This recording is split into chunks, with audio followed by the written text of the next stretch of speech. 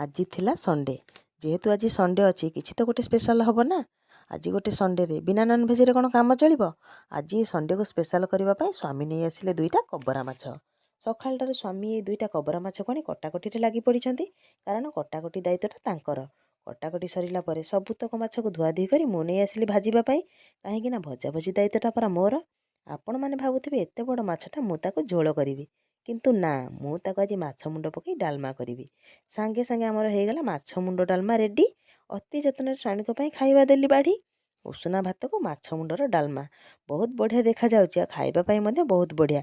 ପ୍ରଥମେ ସ୍ୱାମୀ ହାତ ଦେଖି କହିସାରିଲେଣି ଟେଷ୍ଟି ବୋଲି। ଆପଣମାନେ ମଧ୍ୟ ଦେଖିକି ଜାଣିପାରୁଥିବେ କେତେ ଟେଷ୍ଟ ହେଇଥିବ। ଆଉ ତା ସହିତ ଥିଲା ଟିକେ ବାଇଗଣ ଭଜା, ଟିକେ ପୋଟଳ ଭଜା ଆଉ ମାଛ ଭଜା। ସ୍ୱାମୀ ଖାଇସାରିଲା ପରେ ମୁଁ ସେଥିରେ ଆଣି ମୁଠେ ଖାଇଦେଲି।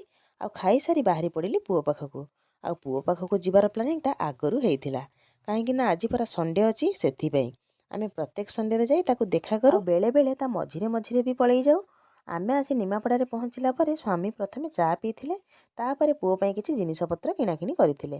ଆଉ ସେଥିରେ ଗୋଟେ ଧନୁମୁଆଁ ବି କିଣିଥିଲେ, କାହିଁକିନା ଧନୁ ସଂକ୍ରାନ୍ତିରେ ସେ ଘରେ ନଥିବ ନା, ସେ ଖାଇପାରିବନି। ସେଥିପାଇଁ ମୁଆଁଟେ ବି କିଣିଥିଲେ। ତାପରେ ଯାଇ ତାକୁ ଦେଖା କରିଥିଲୁ। ଆଉ ଦେଖା କରି ଫେରିବା ପରେ ତାରିଣୀ ବସ୍ତ୍ରାଳୟରେ ଯାଇ ପହଞ୍ଚି ଯାଇଥିଲୁ, କାହିଁକିନା ସ୍ୱାମୀ କହୁଥିଲେ ମୋ ପାଇଁ ଗୋଟେ ଜ୍ୟାକେଟ୍ କିଣିବା ପାଇଁ। ଗୋଟିଏ ଗୋଟିଏ କରି ପିନ୍ଧୁଥାଏ, ଆଉ କେଉଁଟା ଭଲ ଲାଗୁଛି ବୋଲି ପଚାରୁଥାଏ। ଆଉ ସ୍ୱାମୀ କହିଲେ ସବୁ ଭଲ ଲାଗୁଛି, ସବୁ ତତେ ମାନୁଛି। ମୁଁ କହିଲି ସବୁ ଭଲ ଲାଗୁଛି ବୋଲି କ'ଣ ସବୁ ନେବି? ଗୋଟିଏ ତ ନେବି ନା। ଫାଇନାଲ୍ କରି କୁହ କେଉଁଟା ନେବି। ଲାଷ୍ଟରେ ଯେଉଁଟା ପିନ୍ଧିଥିଲି ଫାଇନାଲି ସେଇଟାକୁ ଆଣିଲି।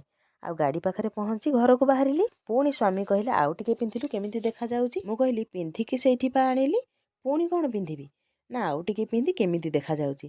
ମୁଁ ଆଉ ଟିକେ ପିନ୍ଧିଦେଲି। ପିନ୍ଧୁ ପିନ୍ଧୁ ସ୍ୱାମୀ କହିଲେ ଏଇଆକୁ ପିନ୍ଧିକି ଚାଲେ। ମୁଁ କହିଲି ଆଗ ଜ୍ୟାକେଟ୍ ପରା ଆଣିଛି। ନା ସିଏ ଥାଉ, ତୁ ଏଇଟାକୁ ପିନ୍ଧିକି ଚାଲେ।